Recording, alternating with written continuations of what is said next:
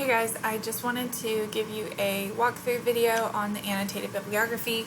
If you've already read this assignment sheet and you feel 100% confident on what I'm asking you to do here, you might not need to watch the video, but there are times where I might explain a little bit in more detail than I have here, so totally up to you. I'm going to try and make this short. Your annotated bibliography is worth 100 points or 10% of your final grade. This is our assignment for our second unit. It sort of like takes the place of having to write a second paper this early on. We'll do a second paper, but in the next unit.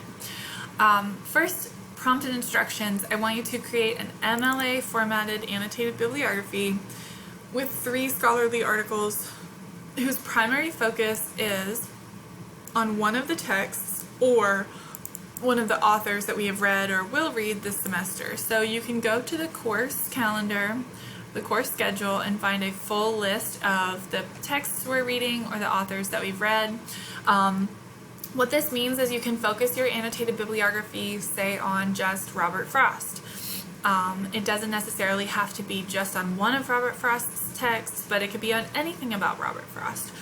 Or alternatively, you can focus your annotated bibliography just on like Nothing Gold Can Stay and only find scholarly articles about that one poem. It really is up to you. Again, the rule is just that it has to be an author that's listed on our course calendar, or it has to be focused on a text that's listed on our course calendar. Whatever works for you works for me.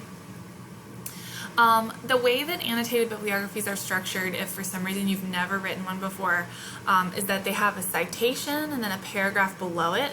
That citation is one of your scholarly articles, and for our purposes, that paragraph below it will be about 6 to 8 sentences, and it's a summary written 100% in your own words of the scholarly article. So the process you're going to have to take to complete the annotated bib is first find the 3 scholarly articles that you want to select. Again, make sure that their focus is either on one of the authors we've read or will read, or one of the texts that we have read or will read.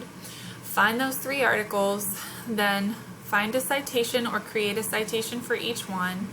Make sure it's an MLA format. Citations are worth 30% of this assignment, and that's 30 points, so you don't want to miss points for having APA formatted citations, because you'd miss 30 points if they were in APA. So make sure you're writing those citations in MLA, or if you're using ProQuest and they auto cite things for you, make sure that that citation is MLA format. So you find those articles, you read them, and you summarize them.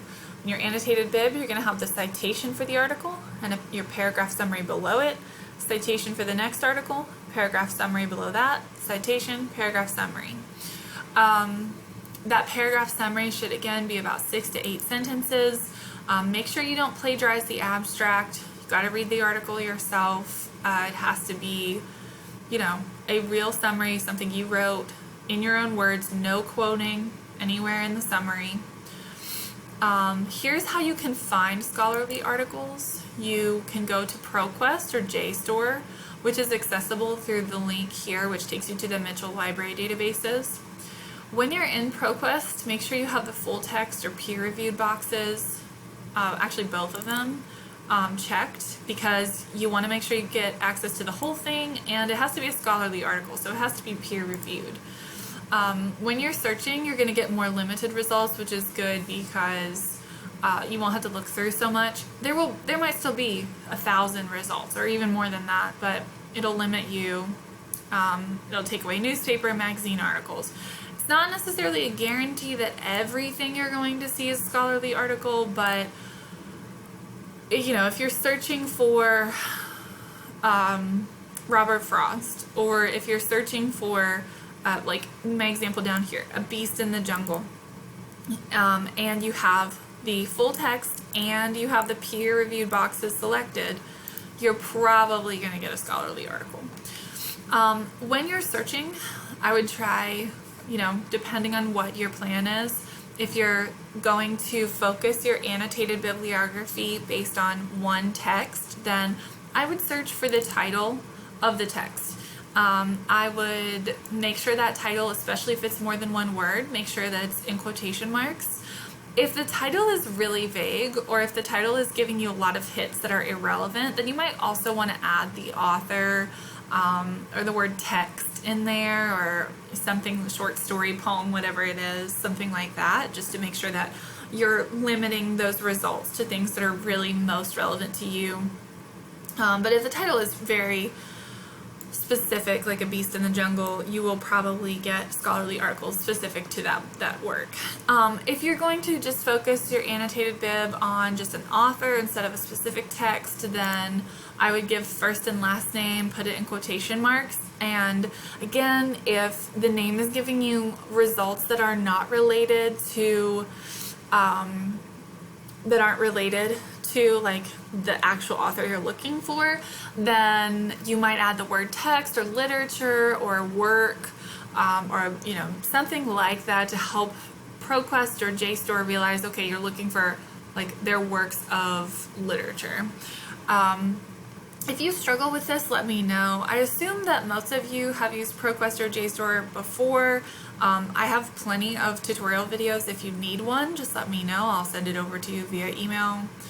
To ensure that one of the primary focal points of the scholarly article is the text or author, make sure that the text and author's name or author's name is in the title of the article. Basically what that means is, if you are searching for A Beast in the Jungle, and you want the scholarly article to be about a beast in the jungle, you probably want to make sure that A Beast in the Jungle is in the title of the scholarly article, because that's going to tell you that, okay, this is definitely going to be about this reading.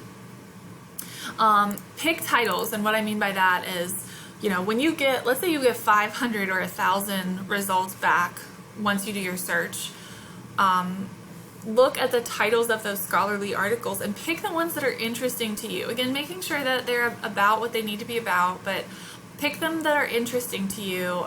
They're going to have probably a narrow focus and an interesting title in general, but the ones that are going to be the most interesting are the ones that kind of you find speak to you and your particular interests. If you're not sure something is a scholarly article, send me a PDF and I'll help you figure it out. Like a newspaper article, a magazine article, something you'd find on Google is probably not a scholarly article. That's not always true. But how can you identify if it's a scholarly article? First, take a look at length.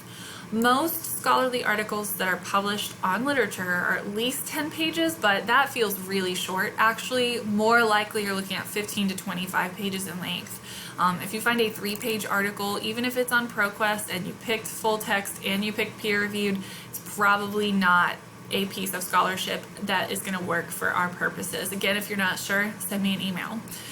Look for citations. Most scholarly articles, I want to say all, honestly, I want to say all, but most scholarly articles cite and reference many theorists and other works of scholarship in their analyses, and you are likely to find a lengthy list of sources at the bottom of the scholarly article. So if you don't see that, again, it might be an indicator that it's not a scholarly article that's going to work for our purposes. Also, as you're reading it, make sure it has analysis. If you're just reading a summary or a review, you don't really have the type of article that I want you to engage with here for this assignment. Before I show you this example, I'm just going to take a quick walkthrough of ProQuest. ProQuest is my go-to search engine because I think because I have the most experience with it, I know how to navigate it pretty quickly. Once you're in ProQuest, again, type in quotation marks, the title or the author's name. Make sure you have full text and peer-reviewed selected. When you click search, that ought to bring you results. This is helpful because it kind of helps you realize, okay, this is from a scholarly journal. Now, again, I'm looking at titles, right? The deleterious effects of negative time binding. Not really sure. I mean, I see that we've got, clearly a reference to our text. I don't know if the whole thing's about it. I might want to preview that some more. Check out the abstract, see what it's about. This looks like it's only about 8 pages. That might be okay. It might still fit. Gothic production and early poems of T.S. Eliot. If I'm not You know, if I'm picking a beast in the jungle as my focal point, then I probably don't want this. The philosophical importance of James's late style. Now it has Henry James's name in it, so that might be something that's going to be more helpful for me. Empathy, intimacy in the psychoanalytic space, empathy and intimate strangers. Sounds like it relates to A Beast in the Jungle. Sounds interesting. Again, I'd probably have to preview it. Let's see if I can find... Was Gertrude Stein the 20th century Henry James? That's funny. Let's see. I really was hoping I would find some with A Beast in the Jungle in the title. But maybe I need to take away the A and then add James and see what comes up, if I'll get more or less. I'm not really sure. Okay, I'll get a little bit more. So 297 results. Maybe because it's The Beast in the Jungle, not A Beast in the Jungle. That's probably my issue. Now I'm getting a lot more results. Okay, this is what I expected the first time. Make sure you get your titles right when you type them in. That'll save you some confusion. So here's an example of kind of what I mean is you know that a text is going to be about what you're searching if what you're searching is in the title. And that's a great way to pick some narrow, specific scholarly articles. So I wanted to show that to you as well. Here is an example annotated bibliography. Of course, you've got, your MLA basic format, and then again, you have the citation here, the summary of this text, your next text citation in MLA format, summary, citation, summary, and that's it. That ends the document. You don't need a works cited page because you already have the citations here. This is all that your annotated bibliography needs to look like. Just to have a reminder, if you are missing a source, having 3 sources is the meat and potatoes of this assignment. So if you're missing one, I will automatically take off 30 points, which means if you only give me 2 citations and summaries, then the most you could make is a 70. If you only give me 1, the most you could make is a 40. Also, and this is not an additional penalty, it's just a reminder of the rubric.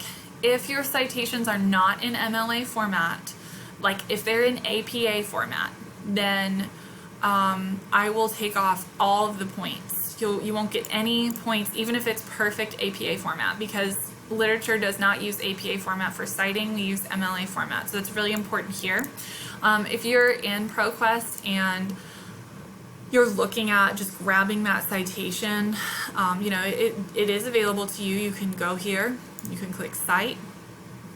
It's always going to be APA. If you haven't logged into ProQuest in a while, to change it, you want to make sure that you change it to MLA. Now, MLA has 4 different options. We're in the 8th edition. That's the one you have to pick.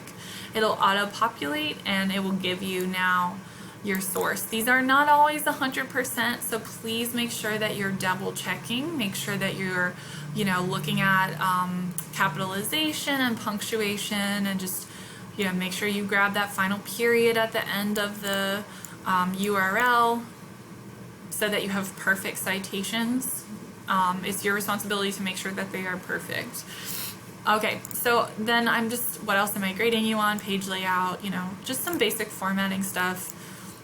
Grammar looks good, that you summarize them in a way that suggested you actually read the text, and that you gave me the amount of summary that I'm looking for. And this is an easy 100%.